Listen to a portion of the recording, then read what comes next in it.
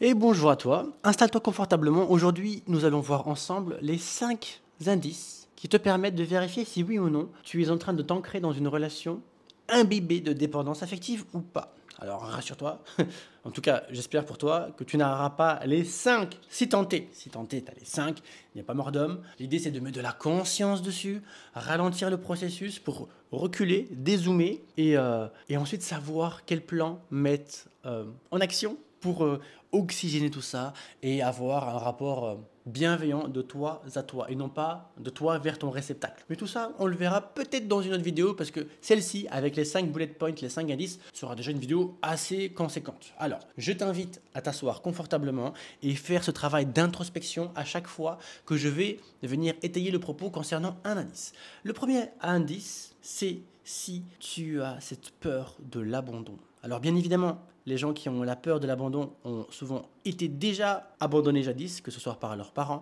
que ce soit par un partenaire, que ce soit par un membre où tu as donné beaucoup de crédit à cette personne, et donc ça crée un trauma, mais ce n'est pas nécessaire. C'est-à-dire que tu peux aussi, par anticipation, simplement, sans avoir expérimenté ce truc, vibrer la peur de l'abandon. Sauf que quand tu es dans cette peur d'abandon, bah en fait, tu vas chercher à créer autour de toi un contexte sécurisant.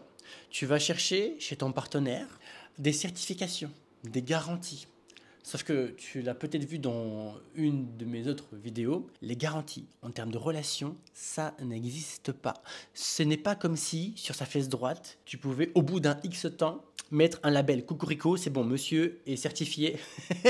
Monsieur a le badge. Dorénavant, je sais que je peux m'engager de façon pérenne et épanouissante sur du long terme avec lui. Non, ça ne fonctionne pas. Du coup, cette peur de l'abandon, alors j'ai deux choses à te donner, peut-être qui pourraient t'oxygéner un peu et te faire du bien. Déjà, savoir que le mot peur, qu'importe ce que tu mets juste après, abandon, trahison, qu'importe, est un acronyme pour définir une perception erronée d'une réalité. Maintenant que tu sais ça, réalise que tu es en train de visionner et de projeter ta crainte, ok, comme si tu avais deux œillères, deux gros morceaux de cuir ici et là, qui t'empêchent d'avoir une vision globale de la chose. D'autant plus que lorsque tu es dans cette crainte, ben en fait, tu es nécessairement dans l'anxiété. Alors, le bénéfice le plus absolu, le super pouvoir que tu as en tant qu'anxieuse, c'est de souffrir pour la même chose, non pas une fois, mais deux fois. Une fois par anticipation du schmimblick, parce que tu te dis, ouais, mais attends, imagine si ça se fait, machin. Et donc là, tu n'es clairement pas dans le présent, tu es dans la projection. Et dans le futur, bah, en fait, un, tu ne contrôles pas. Et le deux, tu sais foutrement rien de qu'est-ce qui va se passer là-bas. Donc, tu souffres une fois par anticipation et potentiellement une deuxième fois lorsque ce schmimblick, cette variable, se concrétise ou pas. Et donc, maintenant que tu sais ça par rapport à ce premier bullet point de la peur de l'abandon, qui justifie et alimente ta dépendance affective, comprends que c'est une perception erronée de la réalité, que ça ne sert à rien de venir surenchérir et accélérer le processus de ta relation parce que tu as trop peur qu'il te quitte, qu'il t'abandonne, et que du coup, en fait, chercher des garanties, c'est totalement illusoire. Et je vais boucler le premier indice avec une belle citation qui, moi, me fait vibrer et qui dit la chose suivante. La vitesse, attends, c'est quoi déjà? C'est bon, je me suis rappelé. Ce que la vitesse t'apporte en sensation, elle te prive en émotion. Pourquoi je te dis ça? Simplement parce qu'en fait, quand tu es dans la dépendance affective,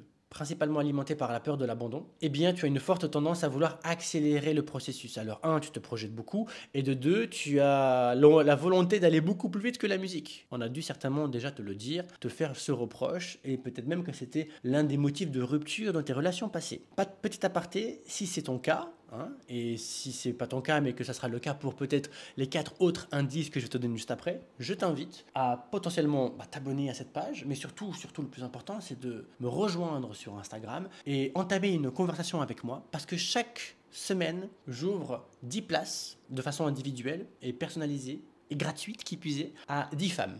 Et ce sont 10 micro-coachings que j'offre de façon bénévole pour le coup. Ça dure 15 minutes. Alors, ça n'a rien de révolutionnaire, mais par contre, ça peut potentiellement te permettre de rajouter un peu de clarté, de bienveillance et de lucidité dans ton grenier émotionnel et de prendre le contrôle sur ce qui est contrôlable. Mais ce qui est contrôlable, c'est ce qui est tributaire de toi et non pas le futur, non, le comportement de ton partenaire non plus. Et c'est ça qui crée de l'anxiété chez toi. Mais bon, parenthèse close, voilà, tu sais ce qu'il te reste à faire si jamais ça te botte et que tu as envie de converser avec moi pour qu'on puisse avoir une conversation, pas juste, voilà, mais un peu plus profonde que ça, tu sais où me retrouver. Ça, c'était pour le premier indice. Bon, j'avais dit que j'allais faire court, donc pour les prochains, je vais m'efforcer de ne pas te donner toutes les explications, mais juste tatatin, tatatin, tatatin. On est d'accord? Je pars du principe que tu m'as répondu oui.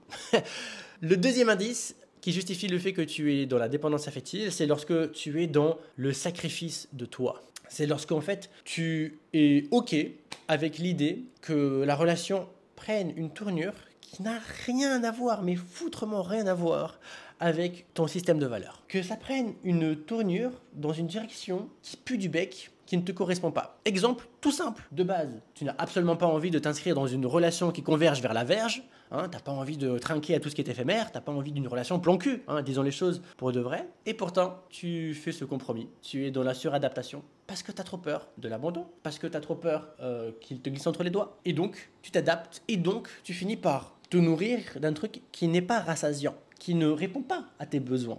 Et ça, c'est le deuxième indice. Troisième indice, c'est ton incapacité à rester seul. Le fait d'être inconfortable avec l'idée de « Putain, ça fait une semaine, je parle pas avec quelqu'un, je suis seul, je suis qu'avec moi. J'ai l'impression de ne pas avoir de valeur si je n'ai pas l'approbation, si je ne me fais pas adouber, si je ne me fais pas enlacer, si je n'ai pas un distributeur de Frestagada pour moi et mon ego, si je n'ai pas de participants à ma cour, hein, donc de courtisans, qu'est-ce que je vaux ? Qu'est-ce que je vaux? Cette insécurité liée à ta propre valeur en relation directe avec le fait de se faire adouber, ce besoin de gratification en lien avec ta solitude. Hein.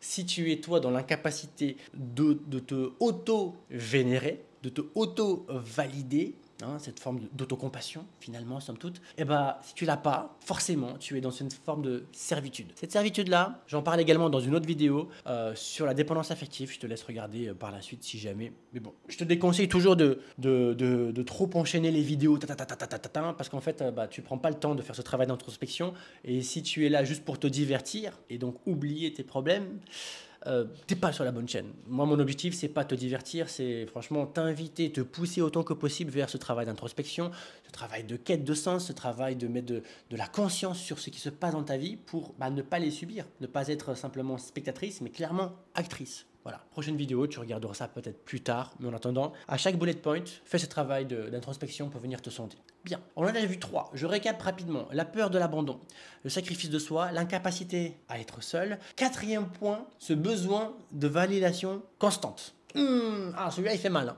Hein. Celui-là, il fait plus que mal. Puisque toi, n'étant pas convaincu de ta valeur, ayant une faible estime de ta personne, alors tu es vachement enclin à te plier en 4 pour être adoubé, pour être validé, pour que ce mec te dise « t'es la femme de la situation hein ». Et du coup, ce besoin de validation constant fait que par moment, on peut identifier chez toi, et peut-être qu'on te l'a dit, ce syndrome de l'infirmière. Hein, un peu comme si sur ton front, il était écrit Mère Teresa, hein, comme si tu étais un centre social. Bon, en fait, ça, c'est pas bon.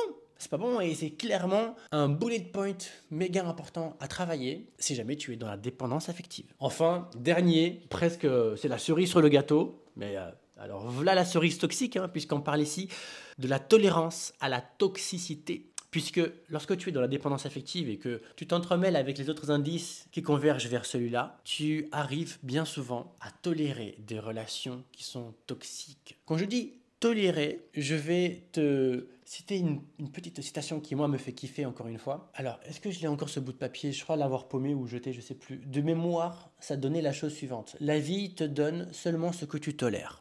Je suis pas sûr à 100%, mais en tout cas, ça sonne bien. Et je crois que c'était presque ça, à 90% sûr.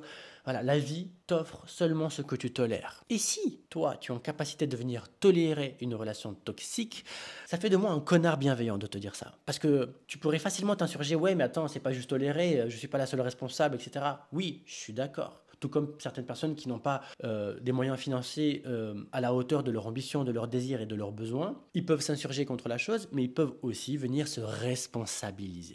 Et avec ma casquette de connard bienveillant, je ne cherche pas à te faire juste ça. Je cherche à te responsabiliser parce que si tu identifies quelle est ta part de responsabilité dans ta tolérance, alors tu reprends le dessus. Alors tu reprends le contrôle et alors tu peux changer les choses qui sont tributaires de toi. Et quand tu me dis, bah voilà, en fait, j'ai une relation toxique et bah en fait, tu es dans la victimisation. Tu es dans le fait que, voilà, j'ai passé tant de temps avec ce pervers narcissique, etc. Attention, je ne dis pas que ce n'est pas dur, je ne suis pas en train de banaliser, c'est pas ça. Je suis en train de te dire qu'en fait, quand tu es dans ce genre de relation, en théorie, tu es censé voir des red flags. Si tu ne les vois pas, c'est que tu es aveugle. Si tu ne les vois pas, c'est aussi peut-être que tu es sous une emprise totale. Mais cette emprise, c'est fait de façon incrémentale, un pas après l'autre. Et au début, peut-être bien que tu n'as pas été suffisamment consciente, suffisamment vive. Et si tel est le cas, alors tu as une part de responsabilité. Et l'embrasser, même si ça fait chier, c'est une bonne chose pour toi parce que tu reprends du pouvoir lorsque tu embrasses tes responsabilités. Voici les 5 bullet points